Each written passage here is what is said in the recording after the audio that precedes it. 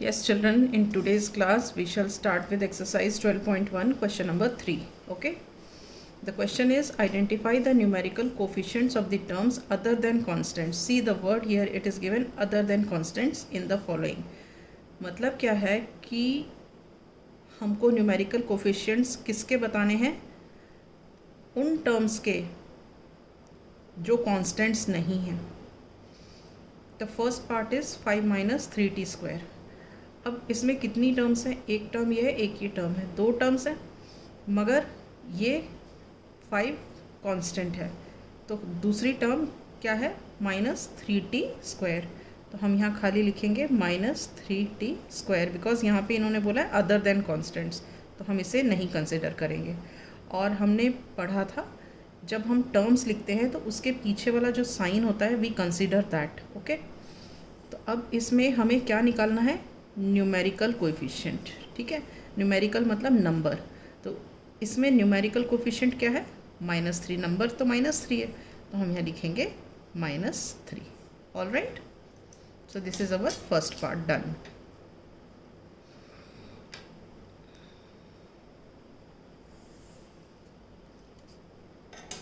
Now coming to the second part. Second part क्या है? 1 + t + t square + t cube.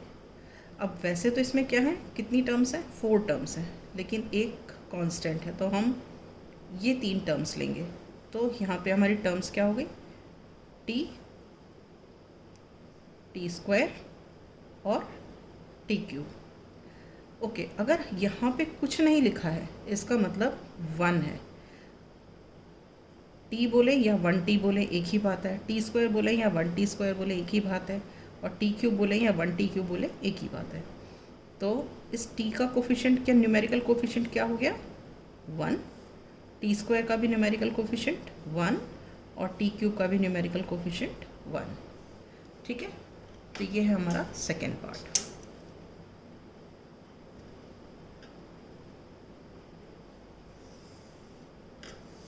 अब आ जाते हैं थर्ड पार्ट पर. थर्ड पार्ट क्या है? x + 2xy + 3y. ठीक. अब इसमें हमारे पास 3 टर्म्स हैं, कांस्टेंट कोई नहीं है, तो हम लिखेंगे तीनों टर्म्स. फर्स्ट इज x, दूसरी है 2xy और तीसरी है 3y. ठीक है. अब इस टर्म में देखो पीछे कुछ नहीं लिखा हुआ है, इसका मतलब यहाँ पे क्या है? 1 है. तो coefficient of numerical coefficient of x is 1. ठीक है. और इसमें न्यूमेरिकल कोफिशिएंट क्या है, मतलब नंबर देखना है, तो इसमें है 2. इसमें क्या है? नंबर देखना है 3. तो ये न्यूमेरिकल कोफिशिएंट्स इन वाले टर्म्स के हो गए.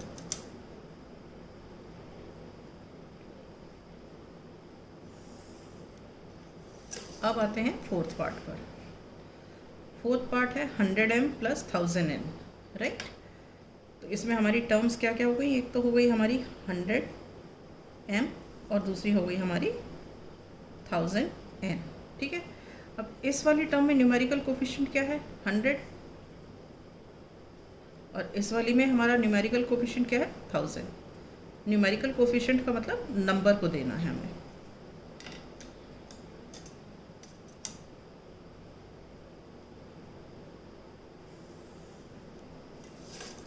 अब नेक्स्ट आ जाते हैं फिफ्थ पार्ट पर. फिफ्थ पार्ट में क्या है? हमारी टर्म्स क्या क्या हैं इसमें? -p स्क्वायर q स्क्वायर और क्या है हमारी 7pq. ठीक है. अब इधर कुछ नहीं लिखा है, तो इसका मतलब 1 है. 1 मतलब, और साथ में माइनस तो है, तो हम इसको ये माइनस और यहाँ पे कुछ नहीं मतलब 1, तो बेसिकली क्या कंसिडर कर रहे हैं हम? -1. Is this clear? तो इसका न्यूमेरिकल कोफिशिएंट, इस वाले का न्यूमेरिकल कोफिशिएंट क्या है? -1. इसका न्यूमेरिकल कोफिशिएंट क्या है? 7. क्लियर है? ओके. अब हम करेंगे सिक्स्थ पार्ट.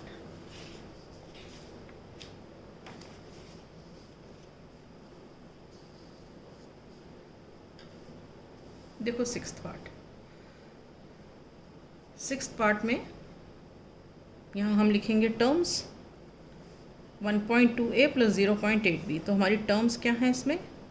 1.2a और 0.8 b।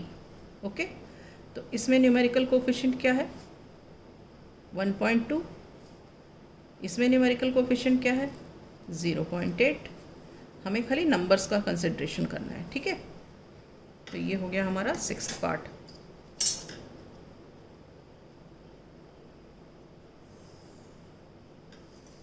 अब आते हैं हम 7th पार्ट पर। 7th पार्ट क्या है? 3.14 आर स्क्वायर।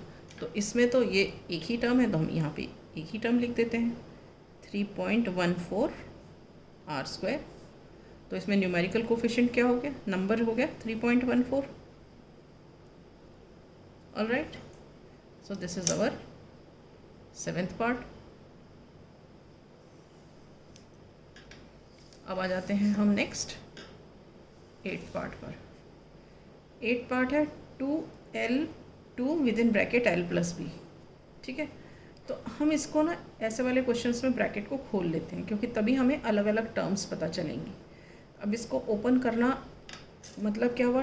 2 जो है it will be multiplied by l और 2 will be multiplied by b, distributive property. तो ये क्या हो गया? 2 इंटू एल इज 2l, फिर ये प्लस का sign, and 2 into b is 2b। All right, तो अब हमारी टर्म्स क्या क्या हो गई इसमें? एक तो हो गई 2l और दूसरी हो गई 2b, ठीक है। अब न्यूमेरिकल कोफिशिएंट इस वाली टर्म में क्या है? 2l में 2। न्यूमेरिकल कोफिशिएंट इस वाली टर्म में क्या है? 2। ऑल राइट,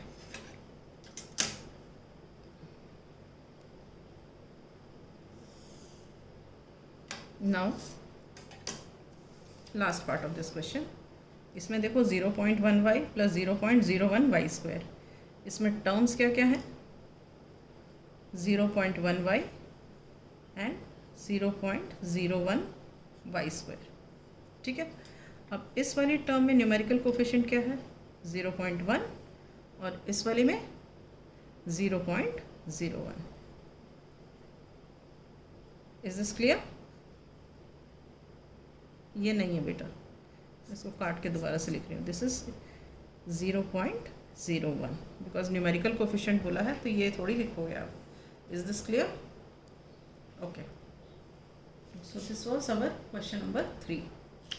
अब आ जाते हैं हम क्वेश्चन नंबर 4 पर।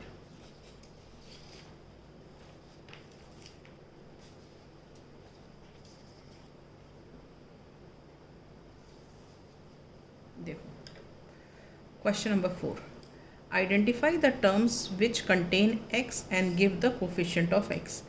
अब इसमें क्या करना है? इसमें हमें वो टर्म्स आइडेंटिफाई करनी है जिसमें x हो, और फिर उसका उस जो टर्म कंटेनिंग x है उसमें हम कोफिशिएंट निकालेंगे x का, ठीक। अब जैसे ये फर्स्ट वाला है part, y square x plus y. तो टर्म कंटेनिंग x मतलब इस वाली टर्म में देखो x है, तो हम खाली ये लेंगे। यहाँ तो x है नहीं, तो इसलिए इसको हम नहीं लेंगे। तो हमारी टर्म कंटेनिंग x हो गई वाई स्क्वायर एक्स, ठीक है। अब हमें निकालना है coefficient of x। Coefficient of x का मतलब हो गया x को छोड़ के बाकी सब कुछ। तो x को आप छोड़ते हो तो बचा क्या आपके पास? Y square. तो coefficient of x is Y square. All right, अब आ जाते हैं हम सेकेंड पार्ट पर। 13y square minus 8yx। All right, अब इसमें देखो term containing x, term containing x, इसमें तो x है नहीं, इसमें x है, तो हम खाली ये वाली टर्म लेंगे। तो this is minus 8yx, this is term containing x। अब हमें कोफिशिएंट ऑफ x निकालना है। कोफिशिएंट ऑफ x मतलब x को छोड़ के बाकी सारा, तो ये हो गया minus 8y। Is this clear? अब आ जाते हैं हम थर्ड पार्ट पर। अब इस थर्ड पार्ट में देखो x प्लस वाई प्लस 2 है, तो टर्म कंटेनिंग x क्या है? ये है खाली, तो हम खाली लिखेंगे x। अब अगर इसके साथ कुछ नहीं है, इसका मतलब 1 है, ठीक है। तो कोफिशिएंट ऑफ x क्या हो गया? 1 हो गया। ऑल राइट, अब आ जाते हैं हम फोर्थ पार्ट पर। फोर्थ पार्ट क्या है, 5 plus Z plus Z x. तो इसमें टर्म कंटेनिंग एक्स क्या है, ये वाली है जेड एक्स, इसमें तो कहीं एक्स है नहीं, तो हम यहाँ लिख देंगे जेड एक्स। अब कोफिशिएंट ऑफ एक्स बोला है तो एक्स को छोड़ के बाकी सब तो खाली है यहाँ पे जेड। ऑलराइट, अब हम आ जाते हैं फिफ्थ पार्ट पर, 1 प्लस एक्स वाई। अब इसमें टर्म्स कंटेनिंग एक्स क्या है, देखो यहाँ भी एक्स है और यहाँ भी एक्स दिख रहा है हमको वाई के साथ, तो यहाँ पे टर्म कंटेनिंग एक्स क्या क्या हो गई, एक तो हमारी एक्स हो गई और दूसरी हमारी हो गई एक्स वाई। अब इसका कोफिशिएंट क्या है, कुछ नहीं है, मतलब 1 है।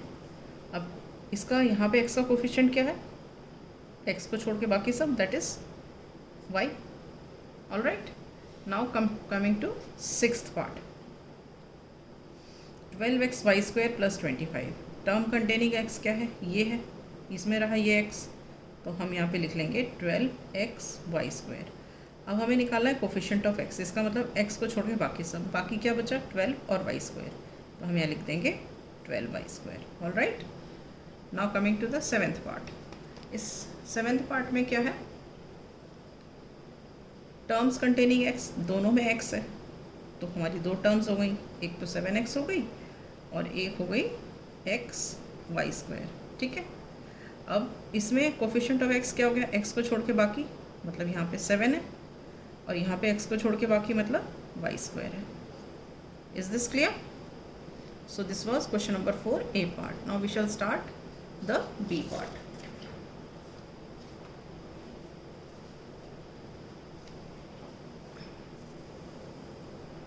Now coming to the B part of the question. Identify terms which contain y square and give the coefficient of y square. Alright. The first part is 8 minus xy square. तो इसमें term containing y square मतलब ये वाली term है, तो यहाँ पे लिखेंगे हम x y square। अब हमें निकालना है कोफिशिएंट ऑफ y square, इसका मतलब y square को छोड़ के बाकी सब, y square को छोड़ के बाकी क्या बचा, minus x। Alright, now coming to the second part, 5y square plus 7x। Term containing y square क्या है, ये है 5y स्क्वायर। ठीक है, अब कोफिशिएंट ऑफ y स्क्वायर मतलब y स्क्वायर को छोड़ के बाकी सब, तो ये क्या है, खाली 5 है। Now third part, terms containing y square. आप देखो कि कौन सी टर्म्स है जिसमें y स्क्वायर है, एक तो इस वाली टर्म में y स्क्वायर दिख रहा है और एक इसमें दिख रहा है, इसमें x स्क्वायर है, y स्क्वायर नहीं है, तो हम ये दोनों लेंगे।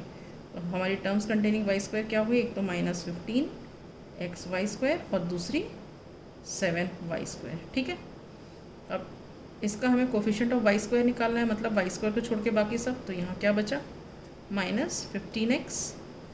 इसका निकालेंगे तो वाई स्क्वायर को छोड़ के क्या बचा 7। Is this clear? So with this we come to the end of the class. Tomorrow we shall start with the next question.